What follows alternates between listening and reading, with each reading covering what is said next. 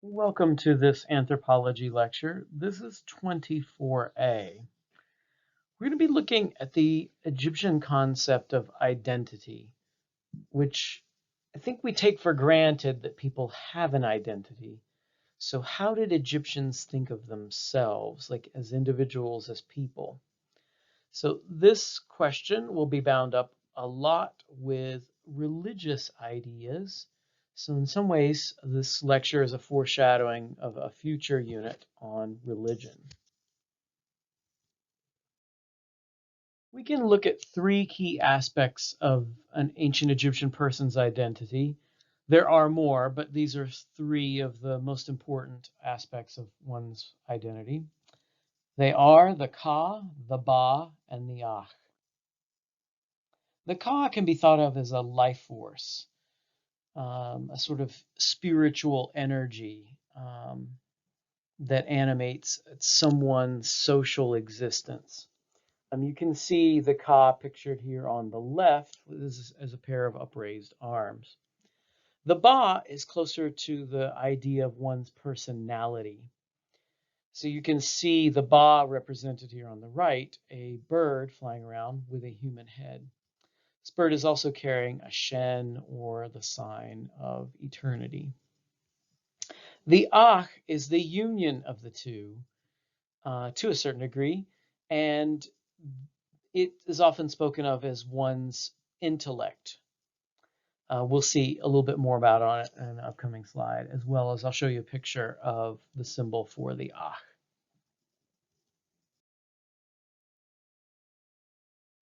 So you have to remember the ancient Egyptians' ideas about their identity are wrapped up in their belief that death is not the end. Death is just another step into another world. And that other world um, of the deceased is where the Akh resides. The Akh visits the gods. It's the intellect, the union of the Ba and the Ka. It's the magically effective personification of who you are. We could also think of it in the same terms as many societies think of ancestor worship, because the Akh of lots of people do need to have offerings brought to them, which is why the Egyptians set up cults so that people can hand over those offerings to their dead loved ones. So you might think of the Ahu, the plural of Ach, as one's ancestor spirits. To get to this state, the magically effective state of death, the Ach, requires a union of the two living selves, the physical and the social. The physical self is the Ba. It's one's soul, personality that can move around independent of the body, which is called the Khat. So as you might remember from the previous slide, being a bird makes it pretty mobile, and it's a pretty potent image for its ability to travel around. The Egyptians' physical selves also placed emphasis on the heart, the Ib, which needed to remain intact for the afterlife, for the judging of its moral stance during life. So I'll show you a picture of the weighing of a human heart. It's the seat of one's moral compass, one's moral actions. The Egyptians also believed in the physical realm of the Shut, which is one's shadow, one's separate dark side that typically gets associated with death in ancient Egypt. In the physical world, then, we are a body with a soul, a heart, and a shadow. In the social world, the social self is the Ka. which comes to sort of refer to one's name or mummy or spirit or life force, superego.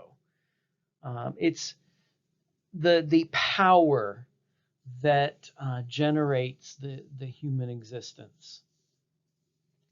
The other part of the social self is one's ren or name. So names are very powerful in Egypt. Your name is not just your identity, so losing it means you cease to exist. It's also a way to get power over people. And so, magically speaking, in ancient Egypt, if you wanted to control someone, knowing their true name, their true identity was incredibly important. The union of these two selves, the physical and the social, in death creates the magically effective Ach. If this all sounds really confusing, I wouldn't be surprised, though much of our culture also kind of deals with some of these ideas as well, though not in the same way as the Egyptians. We talk about the power and the importance of people's names. We still talk emotionally about what the heart wants, how the heart feels. We mention souls. We talk about one's energy or life force in lots of different ways. Altogether, these do, in our culture, make up who we are. But for most people in a modern world culture, the union of the two doesn't create a magically effective spirit, an intellect. Though many modern cultures do believe in an afterlife, and that afterlife will preserve a person's physical identity as well as the sum of or substance of who they are.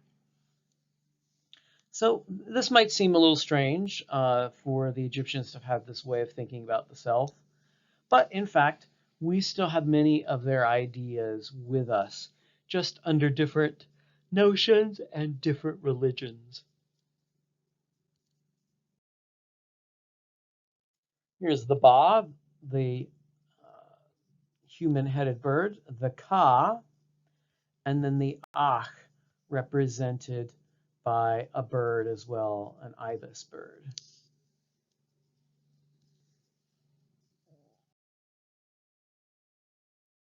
It was important for the heart to be preserved because the heart needed to be weighed. Here, a person's Ba is sitting on a small shrine, waiting for the heart to be judged against the feather of truth, Ma'at. And so as Anubis checks the scales, will this person's heart be found true and just, and then get to enter the afterlife? Hopefully so. If the person's heart is not true, it is devoured by a monster, Amit.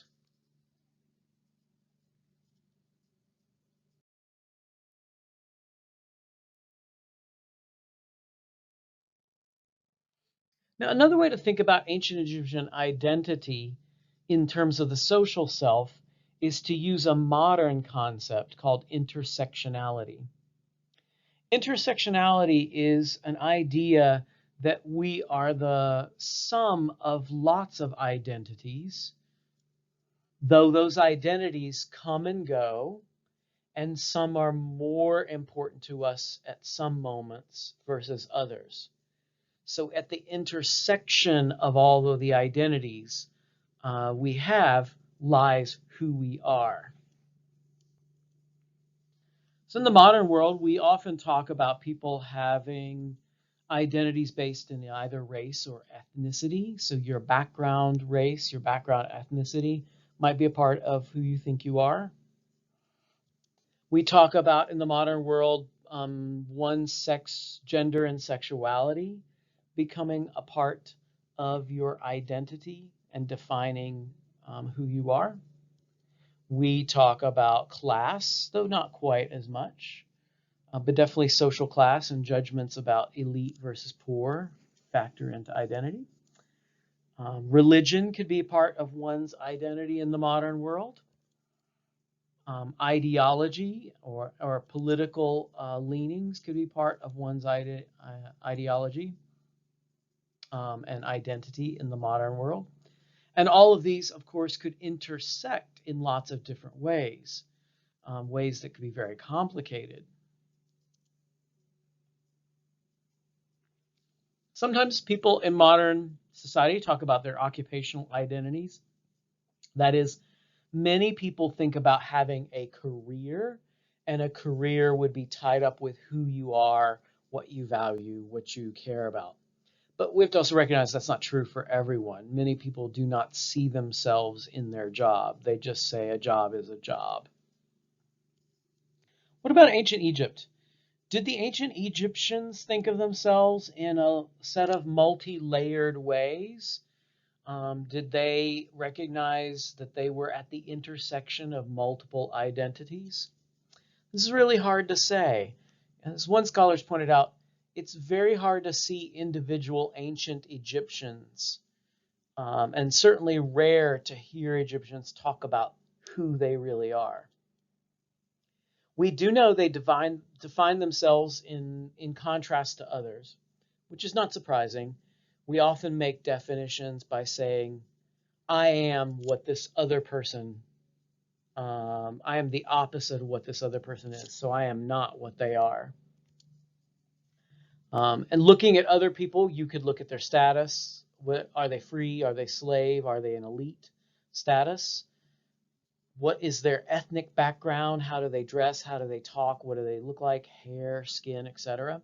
And the Egyptians do look at these folks and say, well, thank God I'm Egyptian and not Janu, Libyan, or any of the other groups that we are going to talk about when we talk about the ancient Egyptians and race. The Egyptians could also define themselves within Egypt in an intersectional way. They could see themselves as part of a family, a lineage. Kin is very important in ancient Egypt, and it's important because of death, not just life. Having kin to perpetuate your mortuary cult after you die is incredibly important. So being linked to a kinship group is very much a part of Egyptian identity. Locality. We have evidence to suggest that Egyptians think of themselves in terms of local, not just Northern Egypt and Southern Egypt, upper and lower, but also very specific locales like their town or their region where they grow up, where they interact with others. The Egyptians also think of themselves as a nation. So to be Egyptian is to have the right culture, the right language, the right religion, the right way to live in the world. And so to see themselves as part of that nation, to be the people of the Black land, is important to their identity. It's harder to say if any of these other identities sort of show up consistently in a person's thinking. Surely the Egyptians thought in class terms and recognized that some people are poor and some people are wealthy. They do hint at that in many of their pieces of literature. Gender and sexuality is a little harder to pin down, since the general assumption in ancient Egypt is that everybody is going to fall within two categories, male or female. And so that binary thinking doesn't leave a lot of room for other potential identities, as far as we know. Certainly the Egyptians thought in occupational terms. They thought, I'm a scribe, my dad was a scribe, his dad before him was a scribe, since jobs do get passed down in families. Not as much a lot of diversity in politics and ideology. There's probably some of that, but to be an Egyptian is to be committed to the ideas of what Egyptians believe in. So it's not like there are political parties in Egypt. There are certainly local factions, local lineages, but no organized party system. And of course, Egyptians are deeply religious in their connection to the world of the sacred, and that, of course, would mark them as different from others who don't share their particular faith.